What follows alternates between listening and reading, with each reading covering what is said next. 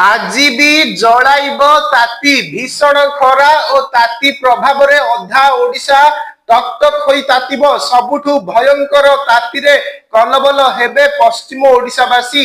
ପ୍ରଚଣ୍ଡ ଗ୍ରୀଷ୍ମ ପ୍ରବାହ ବହିବ। ଉପକୂଳ ଓଡିଶାରେ ବି ତ୍ରାହି ମିଳିବନି।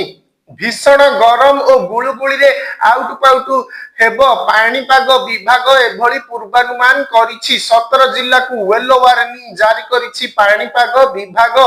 ପାଣିପାଗ ବିଭାଗର ପୂର୍ବାନୁମାନ କହୁଛି ରବିବାର ଦିନ ସମ୍ବଲପୁର, ଝାରସୁଗୁଡା, ସୋନପୁର, ବୌଦ୍ଧ, ବଲାଙ୍ଗୀର ଓ ଅନୁଗୁଳରେ ଗ୍ରୀଷ୍ମ ପ୍ରବାହ ବହିପାରେ। ସମ୍ବଲପୁର, ଝାରସୁଗୁଡା, ବଲାଙ୍ଗୀର ଓ ଟିଟିଲାଗଡରେ ତାତି 43 ଡିଗ୍ରୀ ସେଲସିୟସ ଛୁଇଁପାରେ।